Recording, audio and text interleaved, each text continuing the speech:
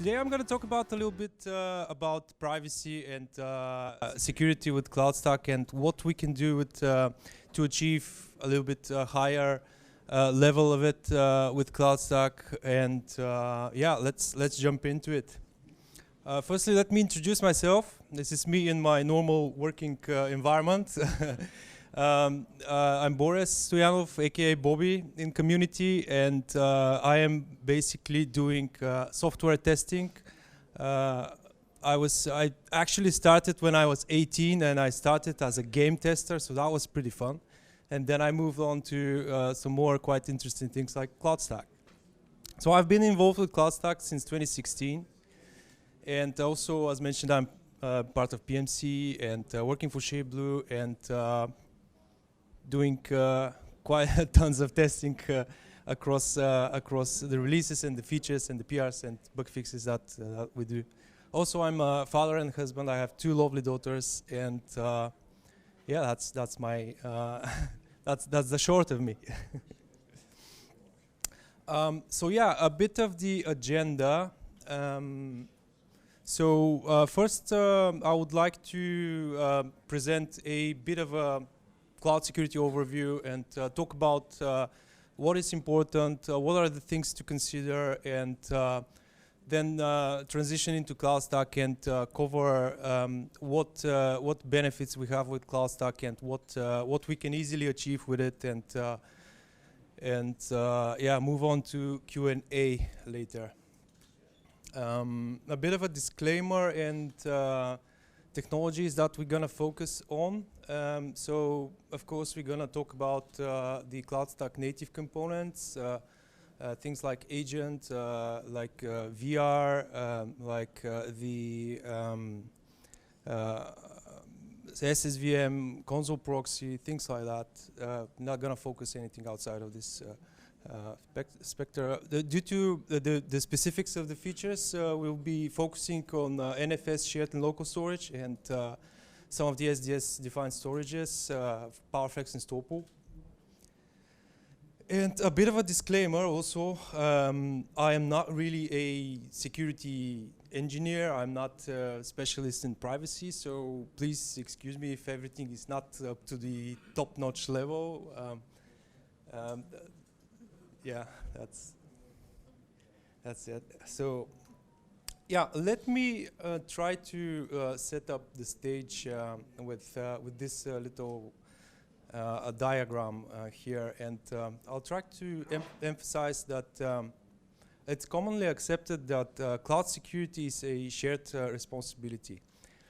And to reaffirm that, I would like to read you a poem from the author of Rudyard Kipling. I hope I'm not butchering that. Rudyard, sorry, yeah.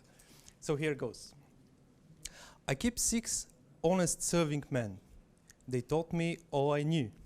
Their names are what and why, and when and how, and where and who. I send them over land and sea. I send them east and west. But after they have worked for me, I give them all a rest. I let them rest from 9 till 5, for I am a busy man, as well as breakfast, lunch, and tea. For they are hungry men. But different folk have different views. I know a person small. She keeps 10 million serving men who get no rest at all. She sends them abroad on her own affairs. From the second she opens her eyes, 1 million house, 2 million wares, and 7 million whys.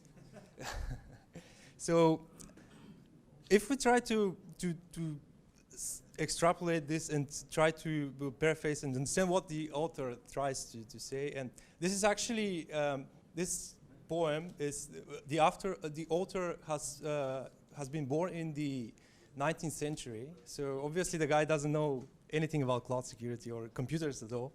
But this poem has been in the founding, the founding grounds of building security policies on top of it. And let's try to think about it. looking at this diagram, you know, and obviously we need to know the who's and when's and how's, but the author also emphasizes that he gives the man some rest. So I think that is the part of sharing the responsibilities and finding the balance. And if you see these cross sections are crossing, and actually that's the points that we are going to discuss, and I think that's the important part of it. So let's start with the on top of the cross section between users and cloud operators. And obviously we're not really going to focus much on that because it's a bit of outside of CloudStack's features. But what are things to consider here are first of all, physical security of the venue. Like you have this access and the fire protection and things like that. Then you have compliance with some regulations and stuff that you're running that you need to consider and apply laws and whatever. And you need to also apply some moderation on the content, like what is allowed on it. Is it actually sensible to host it? And can you, is it some dodgy business, you know, things like that. So as I mentioned, we're not really going to focus on that because it's a bit of outside from CloudStack perspective. Just some things to mention and consider. Then we move into a bit more interesting part, which is a bit more related to CloudStack, the interaction between the users and platforms, where here it's important for to set up things like identity, like who can access the resource, and things like RBAC, which is stands for role-based account control, which you actually define roles, who can access what. And if you think about it, identity, if that's the horizontal plane of things, like who can access, the RBAC is the vertical plane, and you get this cross section of crossing, really limiting the resources and the things available for the user to access. Of course, we have things like public traffic, you know, all like firewalls, load balancers, VPNs, VPC, whatever. And then we have also resource limits to protect us against, you know, noisy neighbors or people trying to gain advantage, and you know. So yeah, moving on. The part between platform and cloud operators, it's a bit more interesting for us because we get more and more involved with CloudStack in this direction. So here it's important to secure all communications between the internal components, like the host, the storage, the other elements that might be in the picture, to make sure that all the traffic that goes in and out, that goes between these components is actually encrypted, and if it happens that somebody might be in between those, it's actually secured and not really readable. Also, we need to consider data protection. Things, I think the most common practice is the encryption of data. Be it disks or whatever types that you store the data. And here it's also important to mention that we need to think about in two perspectives of data, actually three perspectives, but let's summarize in two, data at rest and data in motion / in use. So we need to think about to protect this data, or i.e. encrypt it, when we have, when we're storing the data and when we are actually presenting it or moving it around the infrastructure. Also, it's at this level, it's important to have some insights and monitoring, like implement monitoring tools to have events to track what's going on, who's doing what, and potentially set some alarms and raise some flags, and so that people can react. And I think the other thing that I mentioned is that I pointed out here is actually management of the inventory, like having to know what do we actually have in our cloud and keeping track of software and hardware that we need to maintain and to be on track with the latest versions, security patches, and hardware devices. You know that there could be a hardware device sitting somewhere doing nothing and being a potential risk of surface attack to somebody. So these are the things that I think are. Once again, I'm not really a security expert, so excuse me, there's more. I'm sure there's definitely more to add here, but these are just some of the things that I think are important. And you might be wondering what stands in the little nice shield cross-section in between all of them. So I would really love that there sits CloudStack, but the truth is that there's no single solution to cover everything. And people need to find the ways to integrate different tools and different policies and whatever to actually try to achieve all of these things, because security can be referred anecdotally, but can it referred as breeding cats? Things can get out of hand pretty easy and quick. So you need to think about what to focus and how much energy and resources to devote to different topics. So I think what sits in between there, in the middle between there, is it's actually the shared responsibility. Right. Now that we kind of set the stage for CloudStack, let's move into Apache CloudStack and let's discuss how our product actually fits into this picture. So what I'm going to show and tell a few features, and I really hope that this is now news for you. And I hope that most of you guys are already using these features because they are quite dated already. I mean, dated being already mature and being there and functioning. That's what I mean.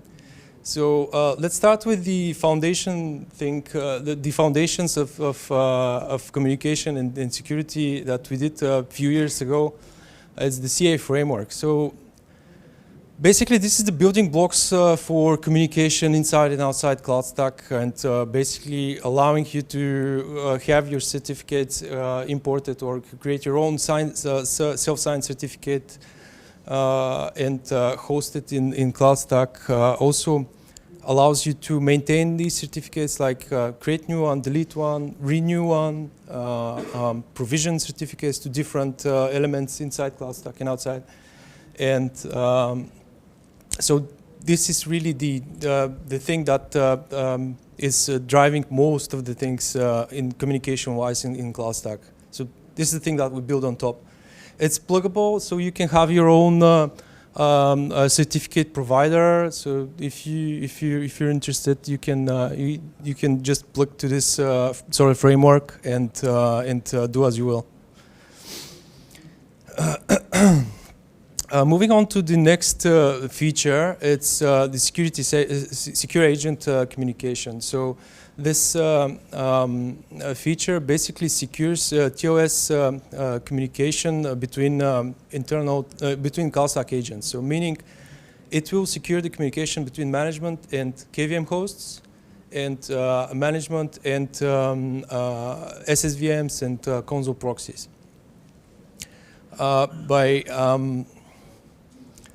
It uses a key store file where you basically install this file at the agent side, and these key stores get picked up upon connection, and it does a two-way authentication to establish the SSL connection between these two components. By implementing this feature and using it, actually you will protect your communication inside by some man-in-the-middle attacks. So like, for example, if somebody ends up in your management network and starts sniffing around, he would actually not be able to read the communication, and he'll just see some encrypted communication. Moving on into secondary storage VM. So basically, this is kind of part also built on top of the CA framework. and basically secures the HTTP connection of secondary storage VM. So with this feature, you can have secure uploads and downloads to your SSVM. And you can also add your custom certificates if you will, and you can have your you can basically download from either internal or external locations in a secure way. If you have your own certificate and your own repository, you can simply take that certificate, import it into the SSVM, and have your download secured. Moving on to console proxy, this is a bit more interesting because it actually allows some user interaction between the platform and the users, and it secures the console proxy over HTTPS, offers the TLS protection, and alongside with this feature, we created a standardized API to create a session. Meaning that you can actually have your access on demand now and have a standard way to do it, not just clicking in the UI as it was before. It also offers a tokenization of this access, meaning that you have an actual token that you would not be allowed to connect to the session without presenting this token. And there were also some improvements done into relay attack protection, meaning that if you happen to open this session at one place and somehow this traffic gets, this URL with the security token gets sniffed or anyway, if somebody else tries to open that session at another place, it wouldn't happen. It will only one connection to it. Just a tiny bit of improvement, yeah. Moving on to secure direct downloads. So direct downloads is a way to use CloudStack without secondary storage. So you would have your, it works only with KVM, fortunately. And you can have your hosts directly downloading resources, templates, when deploying VMs without copying them from the secondary storage. With this feature, you can install your custom certificate that is for your own template repository, and you can have the secured communication done between the agent and your custom web server. It also supports checksum validation, so if you want to add this extra layer of security, you can have the checksum of the resource that you're downloading, and then it will check that it actually matched the fingerprint.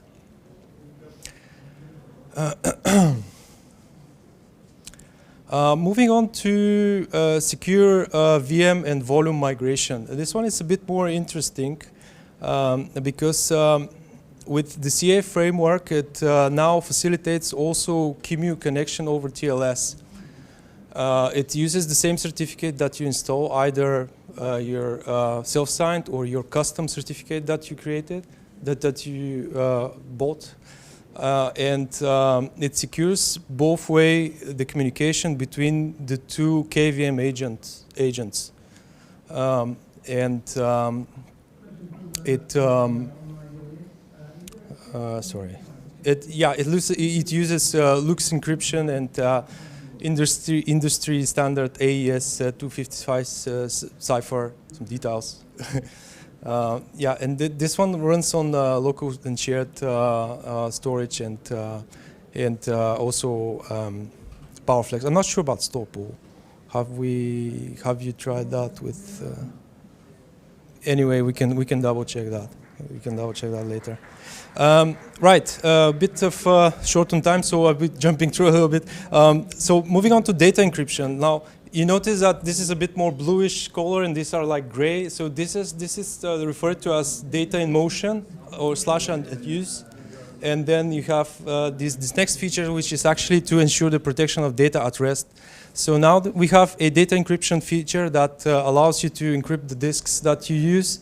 It's working with NFS, with local storage, with SDS storages like Storepool and PowerFlex. And yeah, it also uses AED 256 encryption and the industry-leading standards, and it basically allows you to have a private key and secure your data if it gets somehow leaked to some malicious entities, let's put it that way. And moving on with the keys and the database, we implemented the same encryption for the sensitive data in the database. So now we have the same standard for encryption for the database as well. So whenever you store something like keys or something like sensitive passwords and things like that, it's encrypted with this new standard, and it's in a more secure fashion way. Data recycling. So this one is a bit awkward, and originated with something else. Like I'm referring here with the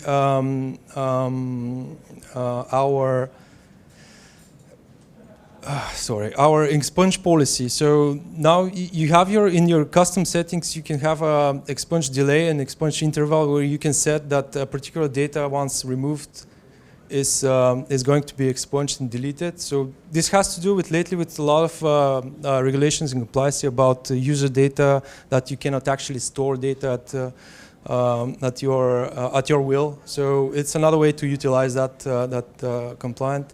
And of course, to be fair, with this feature for logical isolation of data, it's, to be fair, more or less done by the hypervisor level, but CloudStack just adds another layer of logic on top of that you can extrapolate and make use as you will.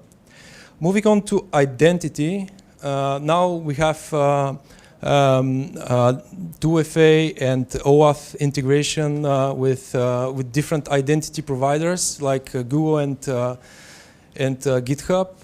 You can also set up the 2FA with the most common authenticator codes that are available. You can also have SAML and LDAP authentication. So in the identity perspective, there's also a lot of improvements that really comes out of the box, and you can simply configure and use.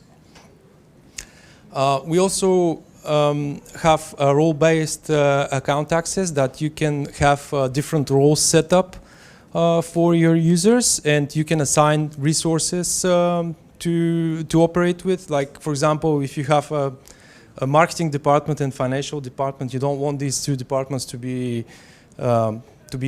having each other's APIs so with the role you can assign particular APIs, and it's really convenient, and it's really on a granular level. You can set the access basically.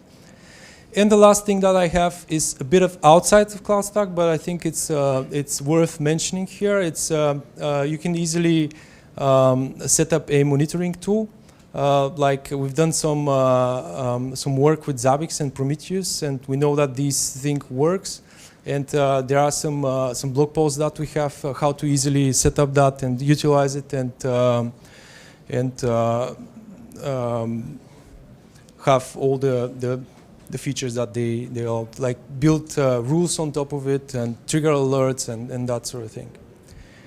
And this is all the features that I've picked to show you today, and this is how you elevate privacy and security with CloudStack. I hope you're not planning to show them. No, there's not enough time, unfortunately. We have minus a half a minute for questions. No? Good. Okay, in that case, thank you, Bobby.